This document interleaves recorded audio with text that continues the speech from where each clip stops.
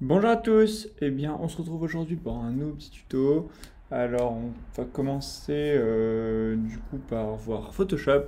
Donc on va faire dans cette première partie une sorte de vision globale de l'interface de Photoshop, comment créer un nouveau document, etc.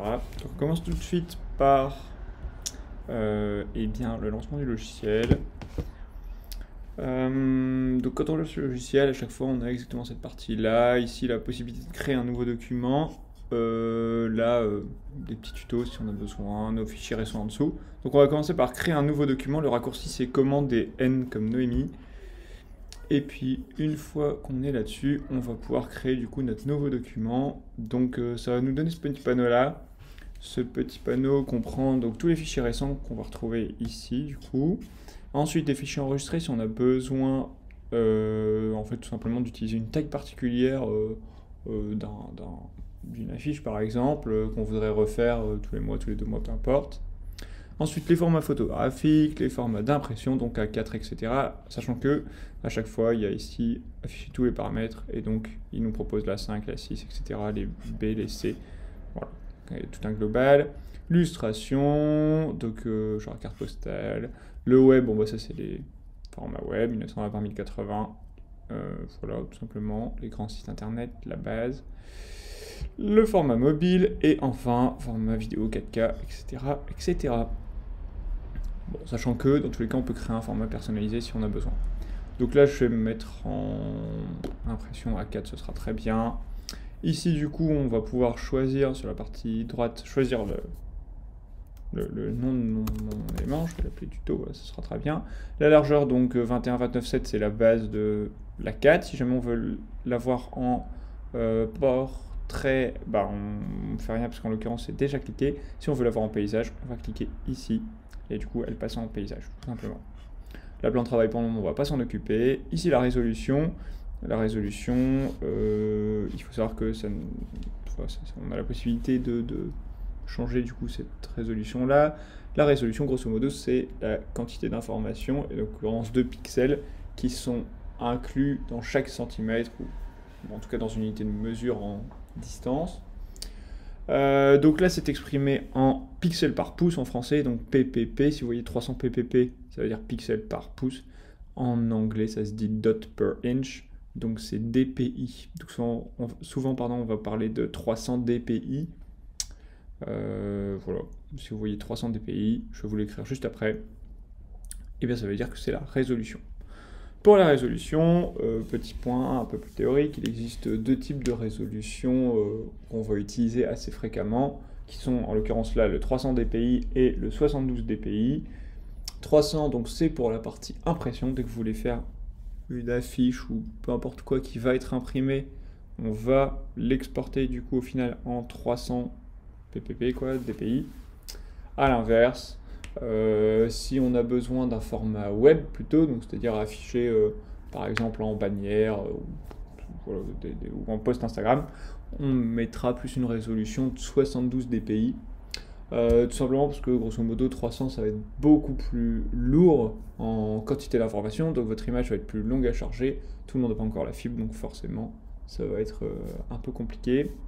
Et autant s'il y en a une à afficher, ça va. Autant si sur votre site, par exemple, il y en a 50 parce que c'est 50 produits différents, bah, si c'est déjà, je sais pas moi, 5 mégas la photo, 50 fois 5 mégas, déjà, on va commencer à se retrouver à une page seulement à charger qui va faire 250 mégas. Donc si on veut charger 4 pages, il va falloir charger 1 giga, vous voyez le truc.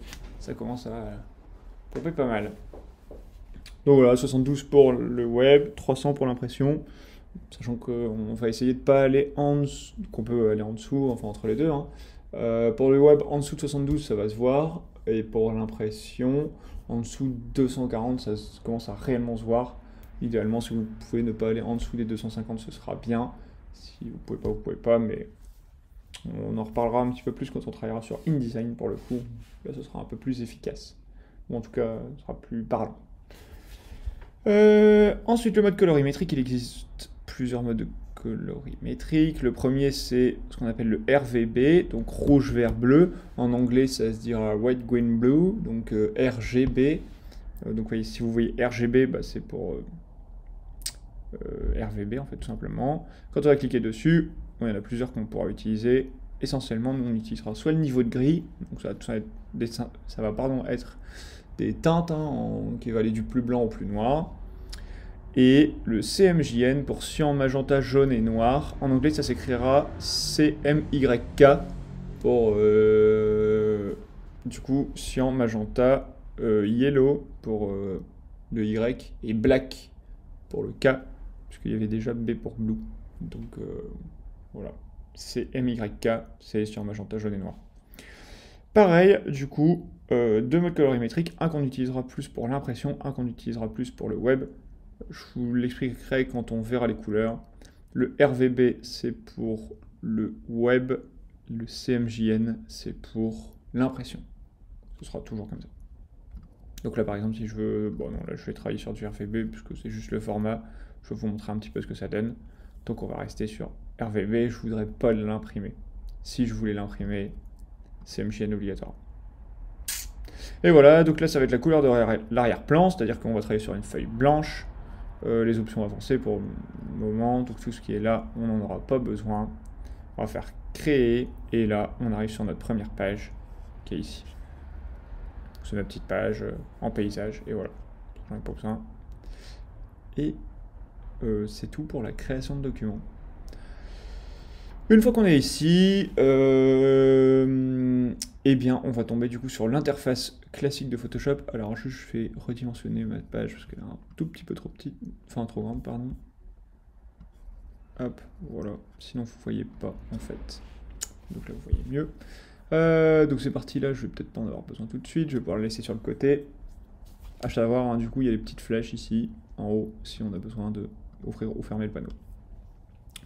Ça fonctionne du coup en 3 blocs. La partie gauche, c'est ce qu'on appelle la palette des outils, où on retrouvera en fait l'ensemble des outils, comme si c'était les différents pinceaux qu'on allait utiliser, les gommes, les crayons, etc., comme si c'était une trousse, hein, grosso modo.